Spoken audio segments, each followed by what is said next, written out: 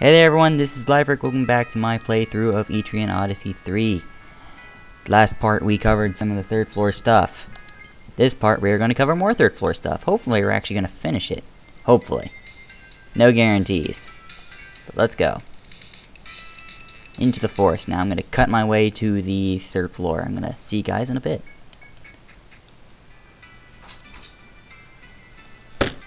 Seriously, Pepper?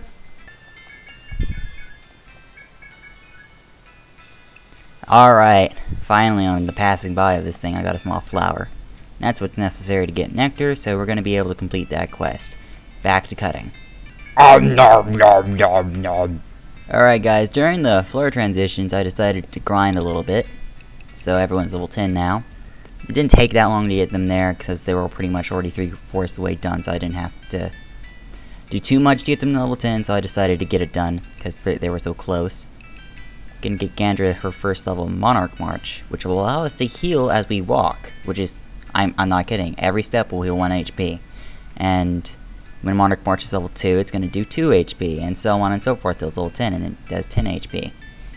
I am actually going to max Monarch March, regardless of how useless that seems to most people. And that's because I like the added benefit of taking no damage from trap tiles as you walk on them with level 10 Monarch March. It cancels out the effects of damaged floor tiles. And it heals your people, like, very, very fast. So, that's why I like Monarch March. At level 10. Gonna get healing to 2. I know I've been stingy about leveling up healing till now, because I'm always wanted the best heal with the least TP, but now I need to get healing so I can start going for Resurrect. And Zara, you're getting your first level in Singularity, so you can tell us when we're hitting something with a strong element. And Vincent, you just keep getting Harvestry. Now let's actually go for reals. Down this way is a circle. No, seriously, it's a shape like a circle. There's no point in going on the other side. It just does this. Except there's not a dead in there. And then, because I am a nerd, I'm going to nerd map this little next section right here without even looking at it. Bam. Yeah. Nerd. And right here is Agata from Murtsumi. You may remember him. He's the guy you're looking for. And he's glad he found us. Taken aback and not tell him you're explorers. Yes. You tell him that you are indeed. Honestly, guys, I dodged him so far, but so I gotta ask, can you? You're still not quite sure what? Agree to his request, yes. The moment you nod, a wide smile. Thanks, that'll be a big help. The boy takes the position behind. And that's it. Yes, let's go. There's no avoiding this kid. He will follow you even if you say no, so no point in ignoring his request, okay? Okay, thanks, bye. This is a little tricky of a room, because as I told you before, the red FOE, if you come within a rook's distance of it, will start to chase and murder you if it ever catches up to you. But that's not the only thing it can do. It can also cross over these rivers. No, I'm not kidding. They can. And that's because of what they are. And I'm not telling you what they are just yet. Some of you already know what they are. But I'm not going to show you until I do the FOE rush before I do the boss, so yeah. To do this one, you're going to have to do this in one fell swoop and hope you don't get into a fight midway. The encounter chance in this area is very, very small, so don't worry too much about running into another fight while you're trying to maneuver around this guy. So, walk into the mud. He's going to be about 2 spaces in front of you. Turn to your north. Go up to this thing. Waterfall, which would have usually killed my audio, and I would have been so pissed, but new recording setup calls for different measures. Just fall around. I marked this with just 4 walls. Walk all the way around. Oh, hey, we can see across. Let's see. That looks like a straight passage. Yeah. From what we can see, we can already start mapping the other side of the river because we can see it. That's the beauty of this game. You have the ability of foresight if you can look across a river. You can actually map that little area out if you're a good enough observer and can pay attention. Aspects of which I am not completely good at. Then go to the end, avoid that sticky stuff, walk to the bottom, and go across this bridge. Boom! He's over the water. He has the ability of crossing water. I probably should have mentioned that earlier when we first angered him. He crossed the river then too. Yes, this guy has the amazing ability of going across the river. You don't. So you're going to have to maneuver him some more. Go down and around. Otherwise, he's just going to catch you and you're going to die. You're going to want to go down and around. These walls intersect each other. 90 degrees. And do this action. There is mud right here. Do not walk into it using your R button before even looking at it. And bam, you have officially escaped this FOE. Go give yourself a prize. After shaking off that monster, wow, thanks, I've done the boy fall silent. I didn't introduce myself. He's Agata. You recall the boy's name. The girl calling herself Hypatia. It might be best to tell this boy. Tell him about Hypatia. Hypatia, looking for me? Okay, but I'll go back to the city. See ya. Bye. Goes back the way they came, or you can follow Agata back to the city. Which we will do later, because we still have a 3rd floor to map. Actually, we are also going to touch down the 4th floor and get a little bit of story done. May as well, because there's no real point in just doing this floor, going back and going all the way back down to the 4th floor. You're going to want to try to do this in as much as a one swoop as possible. Okay. Attack, attack, attack. Just... not ice, fire. Fire and attack. And here's the Singularity beep in 5, 4, 3, 2, 1. Hear that?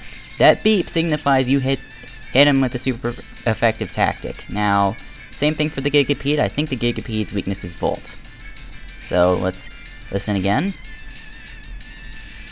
Yep. And that's how you can tell what the weakness of things are. I already know a few of them from personal experience. That's how I knew the Gigapede's weakness and the Titanomerum's weakness. Typically, if you can look at them, you can kind of guess what they are weak to. For example, a good majority of plants are weak to fire. Cough, cough, the Titanomerum, and the Venom Shroom.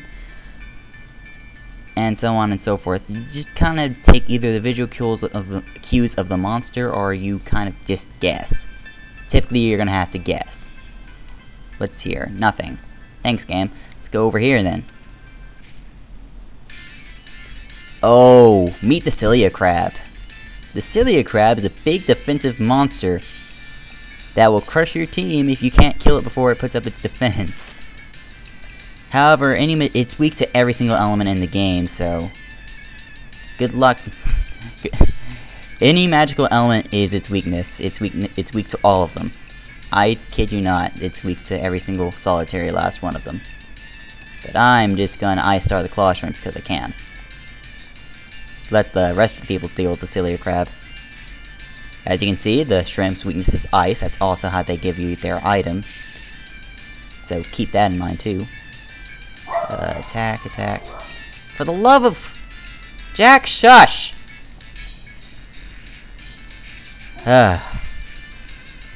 And... bam. Yes, the Cilia Crab is weak to everything, so... and it didn't give me any of its stuff, so that's kind of disappointing. He has 2 items. One is a common drop and one's a rare drop. There's no way to influence the chances. But basically, yeah, the second rare drop is the moneymaker. And it's also extremely rare and gets you some really cool stuff. And I'm surprised Waystone hasn't let me get that yet. But that's the first time we ran into a Cilia Crab, so I guess I shouldn't be too surprised. Got some Topaz, and we got more Topaz.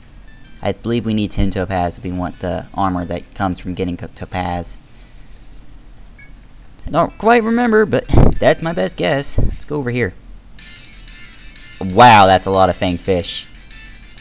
You kill that fish, you kill that fish, you kill that fish. You just burn the Cilia Crab and you attack that fish.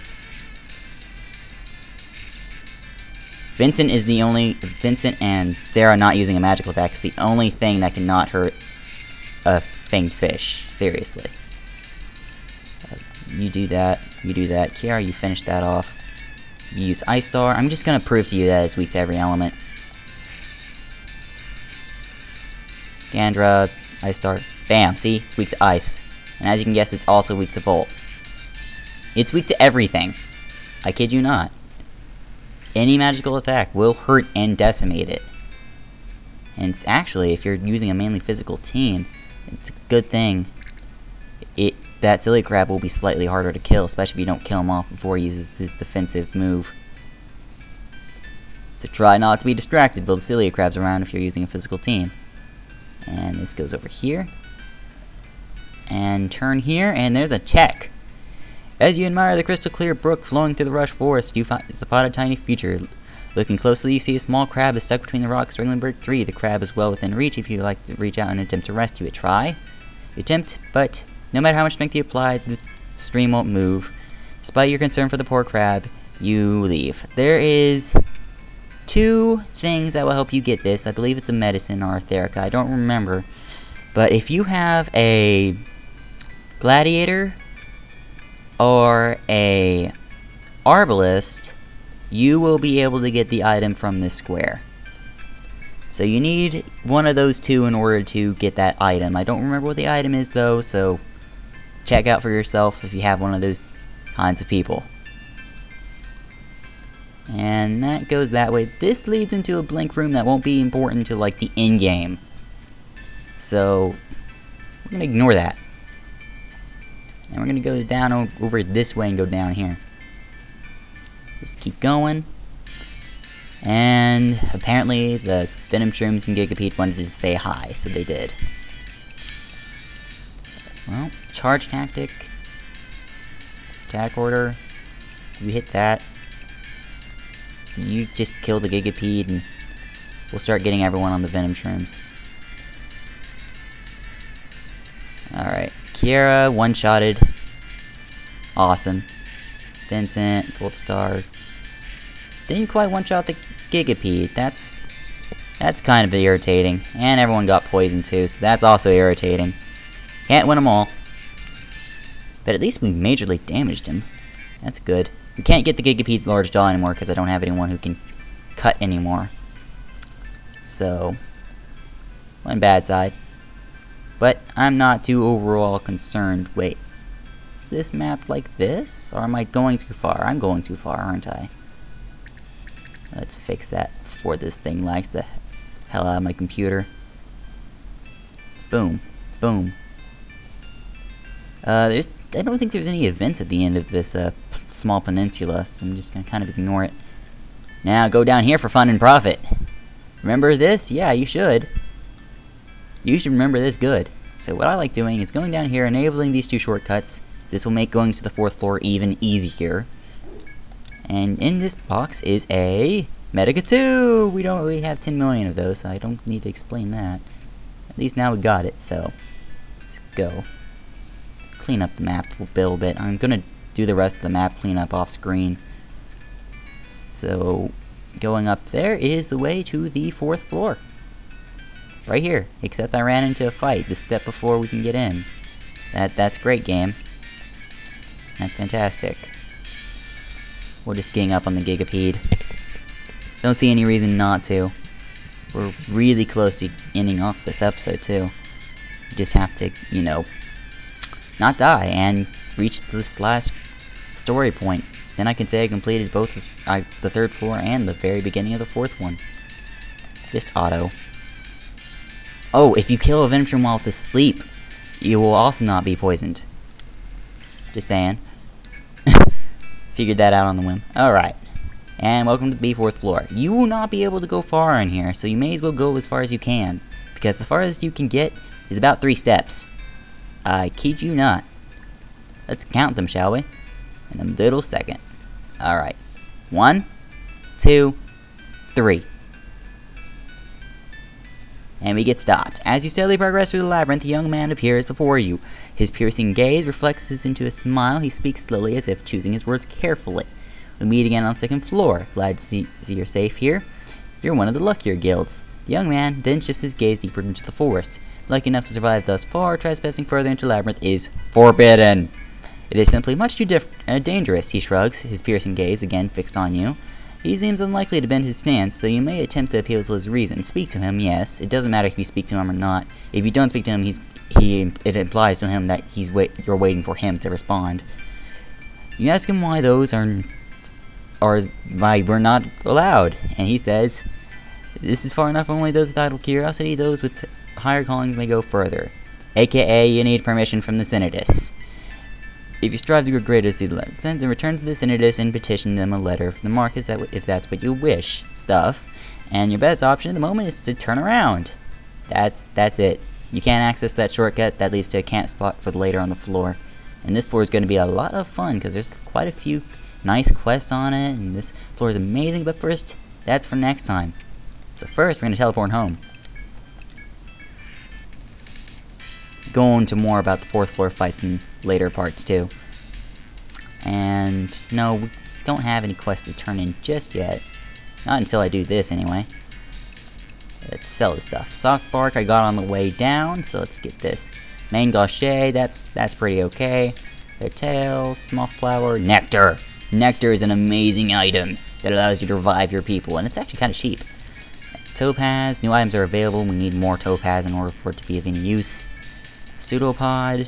Oh, that's the thing, though. If you have all the materials for an item, but you don't have enough of a certain one, then you are allowed to know what the item is, and it will tell you how much more you need in order to get it. I think I'll show that off in a bit.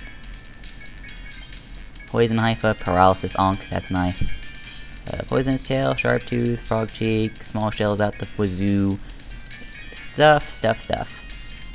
Alright, like, for example, go over here to accessories, and you're going to see that we don't have quite enough access to this Plague Mantle, but it's going to tell us that we need 3 more Pungent Ivy. That means we've already gathered all the multiple materials that's needed to make this stuff, but I need 3 more of this stuff. If the item only has 1 requirement, it's not going to tell you, so.